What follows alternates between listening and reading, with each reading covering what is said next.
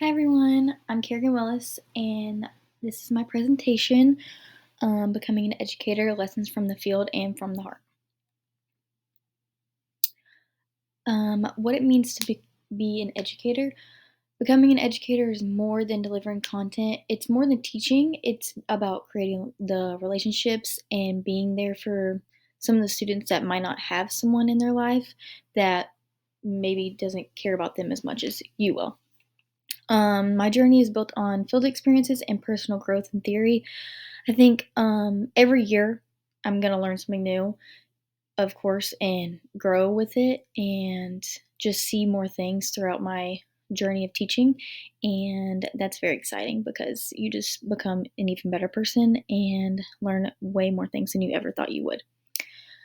I will share what I learned from observing Miss Di, a passionate second grade teacher, as well as Coach Dodd.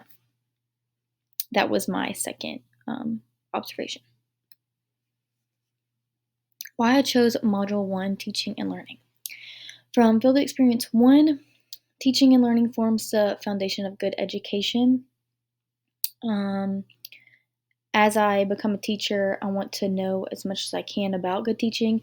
Both my parents are teachers, so growing up, I've learned so many things. And even being an educator and learning all the things in college now, I see everything that they did and why it makes so much sense. And I value everything they did. And just seeing them and other teachers, especially when I've done my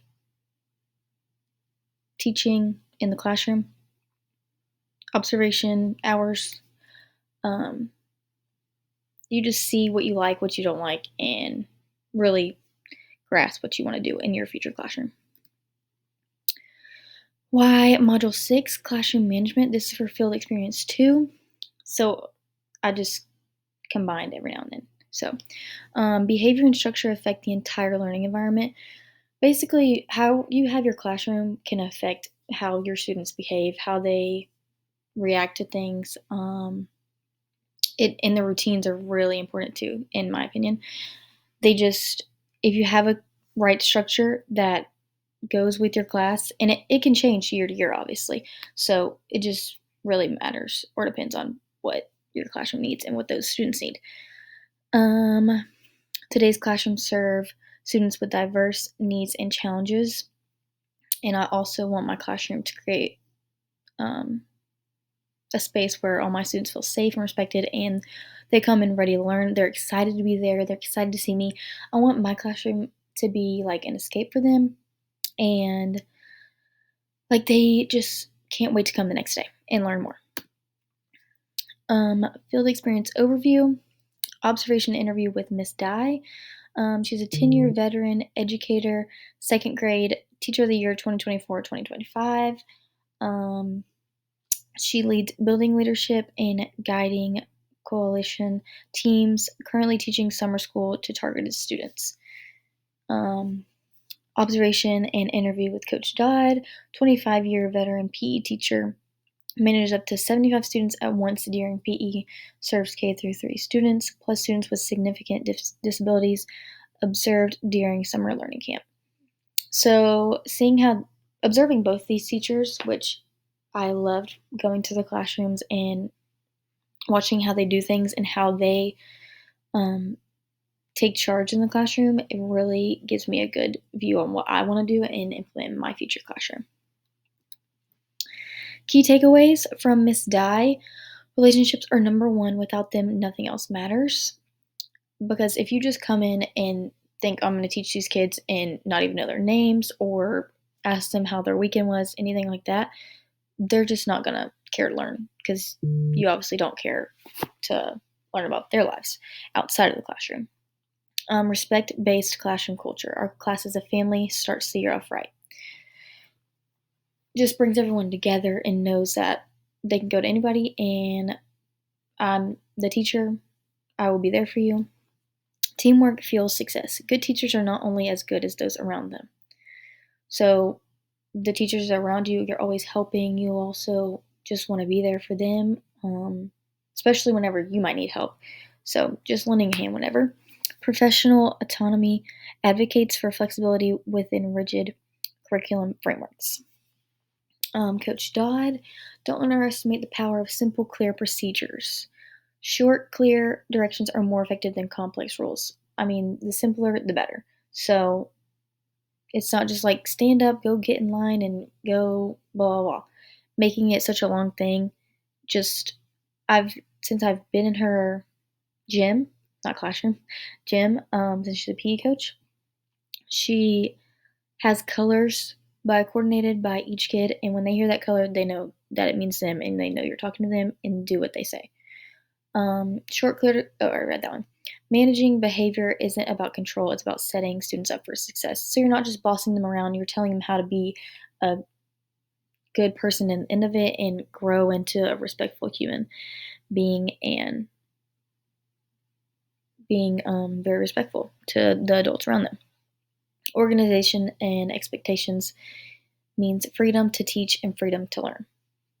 So just being organized, the students know what you expect from them and they know how you are organized and what you do. Just like going back to the colors and how they know when to do what. Classroom practices I observed. Warm welcomes, hug, high five, or fist bump equals instant connection. So, I mean, right when they walk in the door, they know that you are ready to see them and excited for them to be there. Student ownership, clear routines, smooth transitions, and respectful redirection.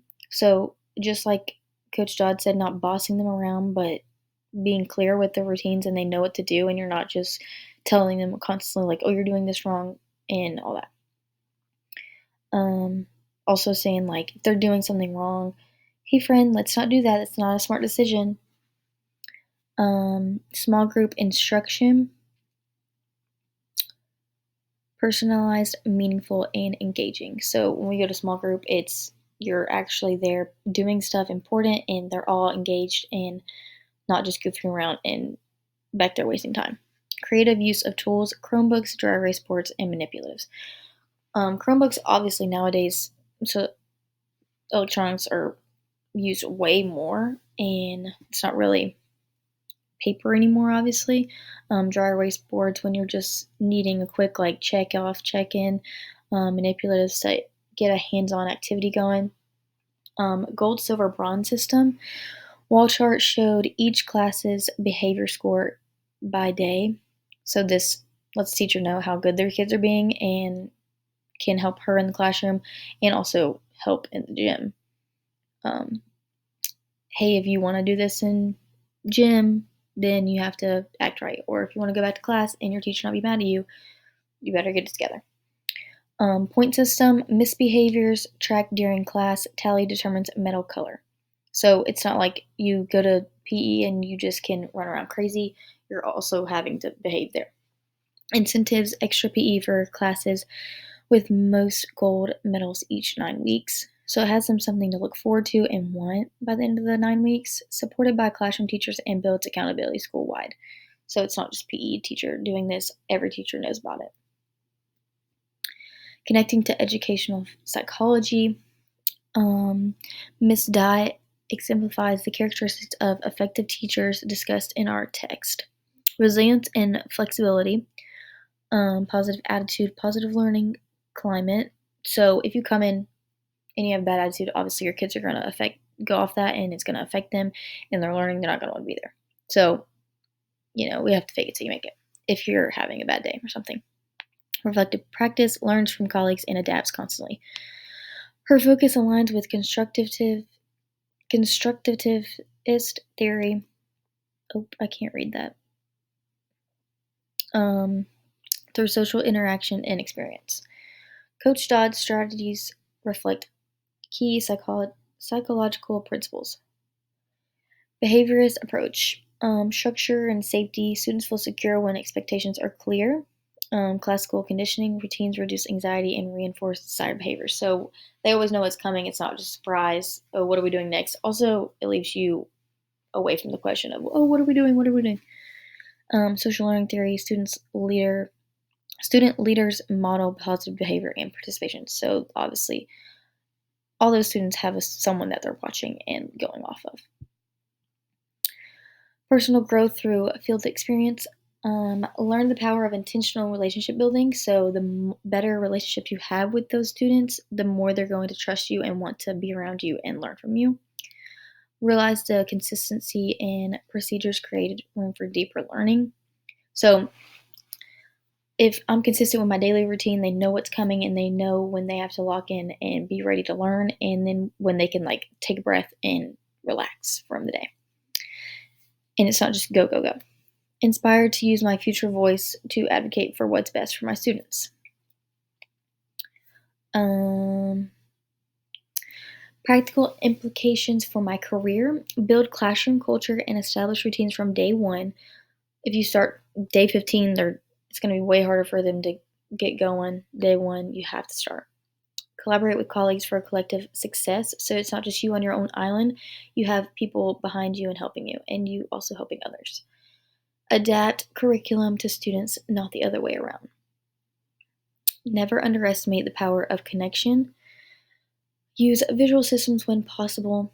This gives students another way of seeing things and not just sticking to one thing, because we all know that every student learns a different way, and there's so many ways. Be consistent but flexible with students' needs. So if there needs to be a little switch up, obviously switch it up and it helps them out, but staying on track with your consistency. Keep rules simple, positive, and age appropriate. So knowing, in my future classroom, I want a rules chart printed out so they can look up, know what the rules are. Just simple, especially at the beginning of them learning, so they don't forget. Obviously, towards the end of the year, they should know. Final reflections. Observation 1. What makes a good teacher is personal, situational, and ever-changing. Ms. Dye taught me that relationships and teamwork are the bedrock of effective teaching, and field experiences in educational psychology is real applicable knowledge. Observation 2. Every teacher needs their own management style. Observation and theory help us build tools for our future classroom. Classroom management is not optional, it's essential. Without it, you just are going to be all over the place all the time. Thanks, Coach Dodd. I now see it not as a challenge, but as a craft. So I hope you enjoyed my presentation. Thank you for listening.